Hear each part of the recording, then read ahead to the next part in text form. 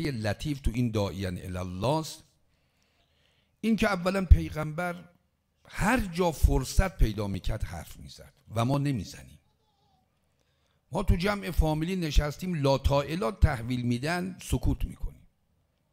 خب بابا حرف بزن، 4 تا مطلب از اسلام بلدی با یک ادبیات محترمانه بگو. یه جا نشستیم القاء شبهه دارن میکنن، سرمونم میشود سکوت میکنیم. جوانی به من گفت حاج آقا تو جمع فامیلی بودیم، بزرگ فامیل ما پدر بزرگ نشسته بود، همه نشسته بودن، من جوانی 19 سالم نشسته بودم، گفت یکی از فامیل یک توهینی کرد به یکی از مقدسات اسلامی. گفت همه ساکت. گفت من جوان 19 ساله گفتم آقا چه حرفی شما دارید میزنید، چرا توهین میکنی؟ خب حرف داری حرفتو بزن. جسارت و توهین به ارزش‌های دینی. گفت یه دفعه دیدم بعضی از این بزرگترها گفتن بچه ساکت باش، بابا بزرگت حرف نمیزند تو حرف میزنی.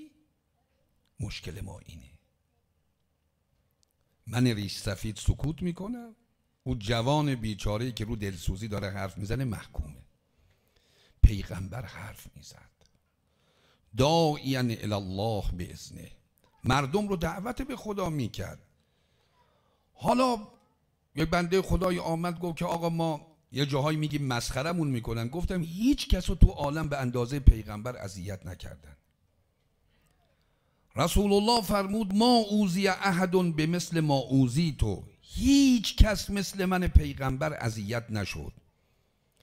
ما یه از گل نازکتر بهمون میگن دیگه هیئت نمیایم، مسجد نمیایم. آقا چرا هیئت نمیای؟ تحویل نمیگیرن، جواب سلاممون رو نمیدن، سلام کردیم بی‌اعتنایی کردن. مرد مؤمن تو برای کی داری میای؟ برای خدا یا برای من؟ به پیغمبر ساحر گفتن، به پیغمبر مجنون گفتن، جسارت به رسول الله کردن، سنگ باران میکردن پیغمبر رو. پیغمبر مقاوم و ایستاده. رسول الله طبیب دوار به طبه به تعبیر امیرالمؤمنین، پزشک سیار بود، چهره به چهره، کوچه به کوچه، خانه به خانه، به دنبال مردم. این عامل هدایت خودشو به مردم میرساند. حالا بنده نشستم میگم هر کی کار داره بیاد سراغ من.